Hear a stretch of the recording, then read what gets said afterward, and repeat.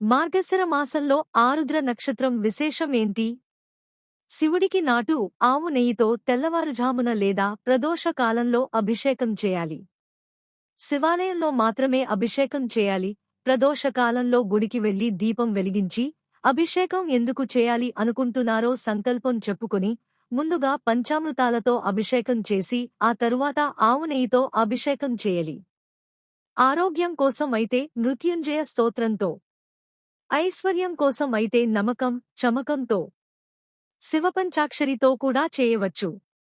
వ్యాధి పోవటం కోసం ఆవు పాలు నెయ్యితో 10,000 సార్లు చదువుతూ పురుష సూక్తం చదువుతూ కూడా చేయవచ్చు అని కొన్ని గ్రంథాలలో ఉంది.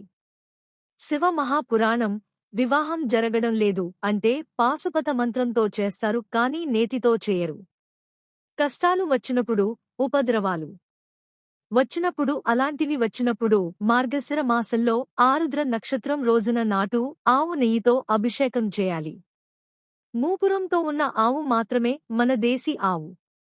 ఎందుకంటే ఇప్పుడు సంకరం చేసేటప్పుడు కూడా వేరా జంతువు నుంచి లేదా విదేశీ దున్నపోతు నుంచి సంకరం చేయటం వలన వచ్చే సంతానంకి మూపురం ఉండదు. మూపురంలో ముక్కోటి దేవతలు ఉంటారు. మూపురం నుంచి సూర్యకేతు నడి నుంచి సూర్యరశ్మి గ్రహించి రోగ నిరోధక శక్తిని తీసుకోవటం వలన కెరోటిన్ అనే పదార్థం తయారవుతుంది. కార్తీక మాసంలో 1000 దీపాలు వెలిగిస్తే సకల దోషాలు పోతాయి అంట.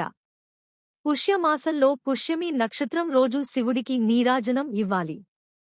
మాఘమాసంలో మాఘ నక్షత్రం రోజు శివుడి ప్రీత్యర్థంగా నెయ్యి దానం చేయాలి, కంబలి దానం చేయాలి. ఇలా చేయటం వలన శివానుగ్రహం కలుగుతుంది. వైశాఖ మాసంలో విశాఖ నక్షత్రం రోజున పువ్వులతో శివలింగాన్ని తయారు చేసి ఆవాహన చేసి అర్చన చేయటం వలన శివానుగ్రహం కలుగుతుంది అంట శివ మహాపురాణం. అశ్విజమాసంలో నూకలు లేని బియ్యంతో పాయసం చేసి శివుడికి నివేదన చేయటం వలన శివానుగ్రహం కలుగుతుంది. ఆ పాయసం పాత్రతో పటు దానం చేయటం వలన దరిద్రం పోతుంది అంట. మార్గశిర మాసంలో వచ్చే ఆరుద్ర నక్షత్రం రోజున శివునికి, ముఖ్యంగా నటరాజ స్వరూపానికి అభిషేకం చేయడం అత్యంత విశేషం. ఎందుకంటే ఇది విశ్వనృత్యాన్ని, సృష్టి, స్థితి, లయ చక్రాలను సూచిస్తుంది. పంచామృతాలతో, ఆవు నేతితో అభిషేకం చేసి మృత్యుంజయ స్తోత్రాలు లేదా నమకం చమకాలతో శివపంచాక్షరి జపించడం వల్ల ఆరోగ్యం, ఐశ్వర్యం, సంపద లభిస్తాయని నమ్మకం.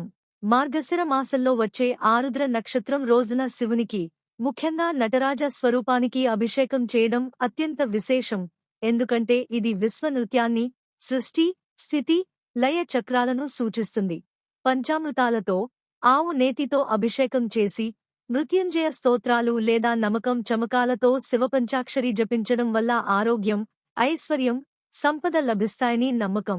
ముఖ్యంగా చిదంబరం వంటి శివాలయాల్లో ఈ రోజు ఆరుద్ర దర్శనం అంటారు. ఆరుద్ర నక్షత్రం, మార్గశిర మాసం అభిషేక ప్రాముఖ్యత. నటరాజ రూపం, ఆరుద్ర నక్షత్రం, తిరువాతిరే, శివ నృత్యానికి ప్రతీక. ఇది విశ్వ సృష్టి, సంరక్షణ, విధ్వంసం అనే చక్రాలను సూచిస్తుంది. రుద్రుడి ఆధిపత్యం, ఆర్ద్ర నక్షత్రాన్ని పాలించే దేవత రుద్రుడు, శివుని విధ్వంసక మరియు పునరుత్పత్తి శక్తులకు ప్రతీక. మార్గశిర మాసం ప్రాముఖ్యత. ఈ మాసాన్ని మాసోనం మార్గశీర్షోహం అని అంటారు. ఇది సంవత్సరంలో అత్యంత పవిత్రమైన నెలగా భావిస్తారు. అభిషేక విధానం ప్రయోజనాలు. ఎప్పుడు? తెల్లవారుజామున లేదా ప్రదోష కాలంలో శివాలయంలో అభిషేకం చేయాలి. దేనికి? శివుడికి, ముఖ్యంగా నటరాజ స్వామికి అభిషేకం చేస్తారు. పదార్థాలు: పంచామృతాలు, పాలు, పెరుగు, నెయ్యి, తేనె, చక్కెర, ఆవు నెయ్యి, ఆవు పాలు వంటి వాటితో అభిషేకం చేస్తారు. మంత్రాలు: ఆరోగ్యం కోసం మృత్యుంజయ స్తోత్రం, సంపద కోసం నమకంచమకం, శివ పంచాక్షరి జపించాలి. ఫలితం: ఈ అభిషేకం చేయడం వల్ల సకల శుభాలు, ఆరోగ్య సంతోషాలు, సంపద, దుష్ట శక్తుల నుంచి రక్షణ లభిస్తాయని నమ్మకం. ఆరుద్ర నక్షత్రం మహాదేవుడైన పరమశివుని నాట్య కేంద్రం, నటరాజ స్వరూపాన్ని సూచిస్తుంది. ముఖ్యంగా మార్గశిర మాసంలో వచ్చే ఆరుద్ర నక్షత్రం అత్యంత పవిత్రమైనదిగా భావించబడుతుంది. ఈ రోజున అభిషేకం చేస్తే అనేక శుభఫలాలు సిద్ధిస్తాయి. ఆరుద్ర నక్షత్రం ప్రత్యేకత. ఇది శివుడి ఆనందతాండవం జరిగిన దినంగా పురాణాలు చెబుతాయి. నటరాజ స్వరూపం అత్యంత శక్తిశాలిగా ఉండే రోజు. తీవ్రమైన దోషాలు, కర్మ రహితమై శాంతి లభించే సమయం. అభిషేకం చేయడం వల్ల 1.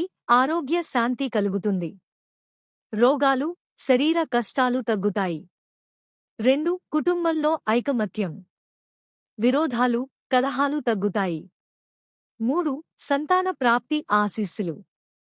పిల్లలు కలుగకపోవడం, సంతాన దోషాలు నివారిస్తారు. 4. ఆర్థిక శోభ. ధనసమృద్ధి, ఉద్యోగ శుభఫలాలు. 5. పాపపరిహారం. గత జన్మ పాపాలు తగ్గుతాయని శివపురాణాలలో వర్ణన.